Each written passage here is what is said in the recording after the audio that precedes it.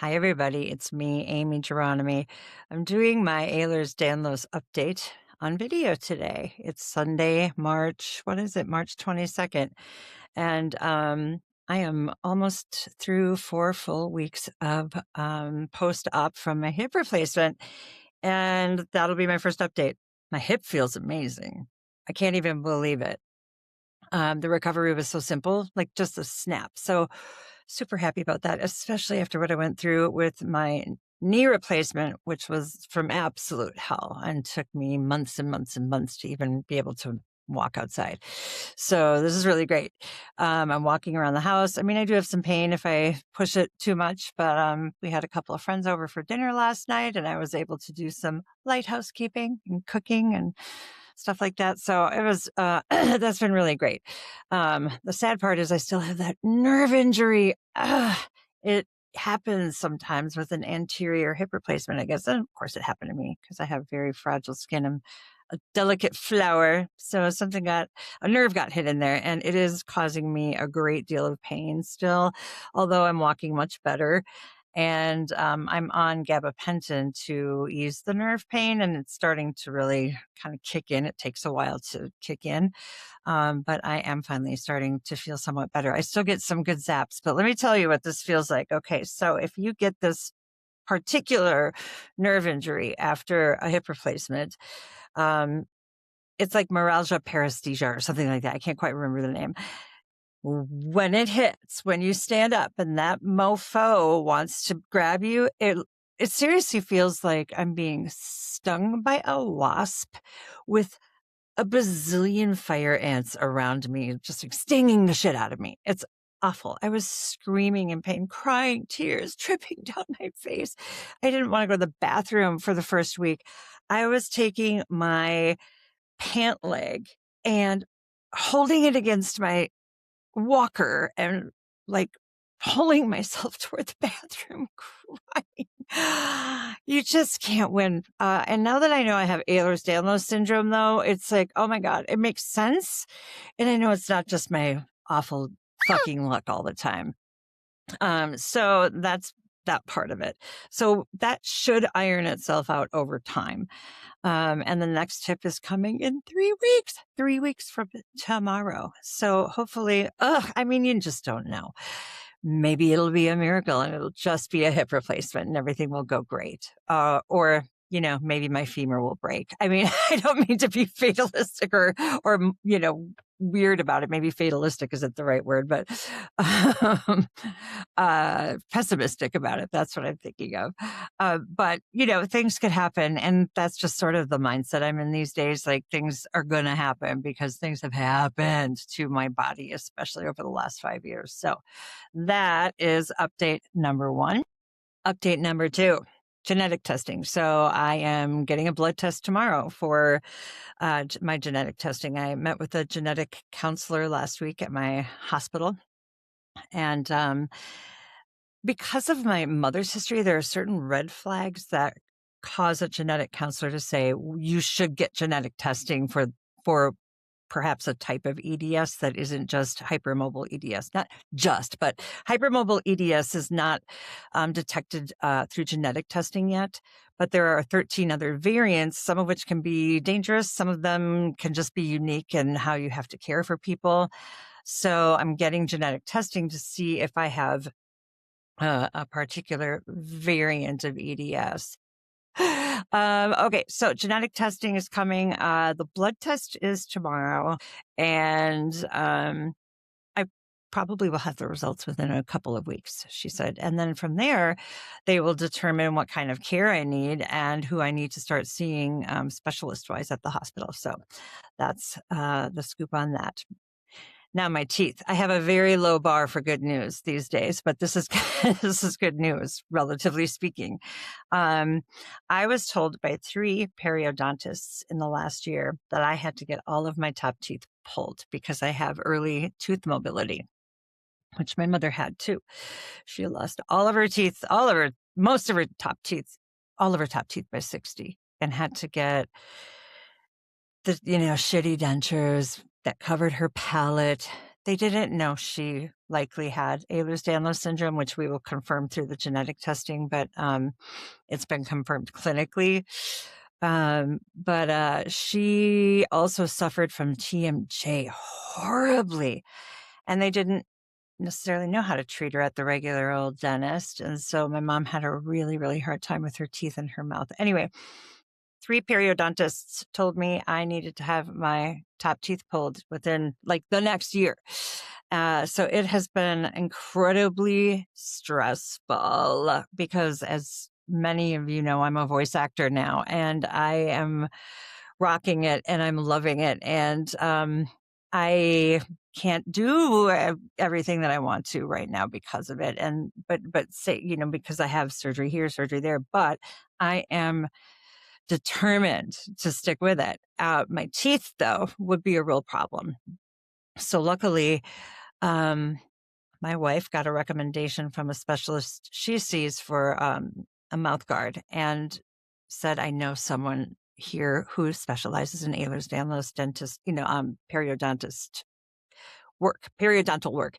And wow, what a difference it makes when you see someone who understands how to care for people with connective tissue disorders. This woman is like world renowned and specializes in how to help deal with people who have poor connective tissue. So in other words, my bone is all, deteriorating, and because my gum tissue is, receding, because my roots and ligaments aren't, as long and strong as they should be. So it's this whole, ripple effect of things that happen.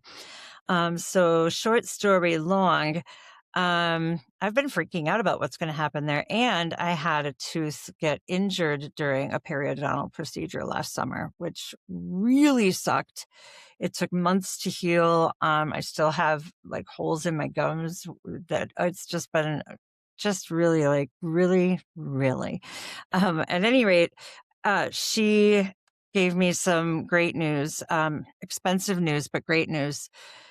She did say that unfortunately now my back 2 teeth have to be pulled because one of them is, well, it became so loose from this procedure that now I have some infection starting up there. And the endodontist took a look, and there's no possibility for root canal because I've lost so much bone and gum tissue. So they're going to have to pull those teeth, but she's going to then do a very, very advanced bone grafting procedure so that hopefully we can rebuild some bone there and get implants in. Boy, this is becoming a podcast episode. Then during that procedure, it has to happen after my hip replacement. So it's going to happen this summer. It has to happen this summer, if not sooner, because we don't want that to keep advancing. But then there is a laser therapy that can tighten up my gum tissue around my teeth and regenerate bone and gum tissue to get these teeth to tighten up as much as possible again, so that the mobility doesn't keep getting worse and worse and worse, and then all of a sudden I am having to have all of my teeth pulled. But she was like, oh, anything is possible if you know how to treat somebody with Ehlers-Danlos syndrome. So, whoa, just like mind-blowing difference between we're just going to have to get all your teeth pulled, and we're going to do what it takes to save those fucking teeth, because you're a voice actor, number one, but number two, once your teeth get pulled, that's it. Like it's going to be a lifetime of problems. And I was like in literal tears afterward in the car, like, I cannot believe 3 periodontists who don't deal with EDS said teeth are done, and one who knows how to do it was like, oh, no, we're creating a treatment plan for you. Like, wow. So it's going to take time, and it's going to probably be a little bit rough along the way, but this laser treatment is for gum tissue and bone regeneration. So she's going to do that also. And so it's, boy, a much better outcome possibly than having all of my teeth pulled and having to get dentures, wouldn't you say? Whew. So again, like I said, low bar for good news, but that's really good news compared to what it was supposed to be. So anyway, here I am doing my thing. I wanted to give the update. I think my most interesting takeaway from all of this is I feel like I'm in brighter spirits because I know that this all is happening because of something that I inherited, not because my body is just really messed up. You know what I mean?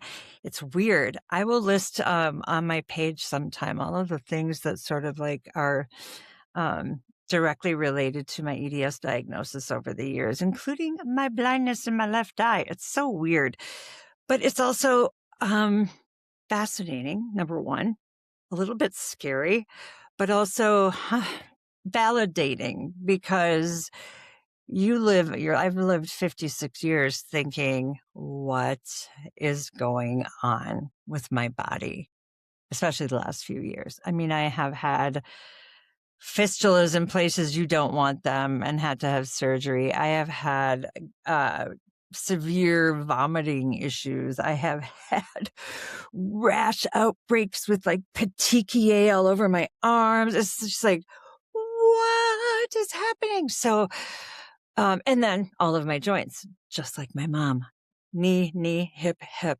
done by 56. So that's why I'm having both of my hips replaced. And you know what? Ironically, the one that my surgeon doesn't think needs replacement yet is my really fucked up left knee from when I was a child. So it's built up enough scar tissue that none of it matters in there.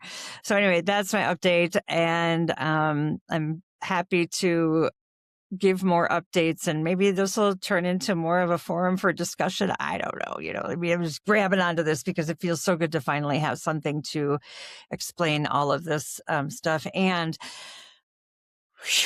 knowing that I get to, continue with what I'm doing in life. There will be some stops along the way, as it has been for the last 6 years because of surgeries and recoveries. But the good news is that after all of those surgeries and recoveries, we keep going.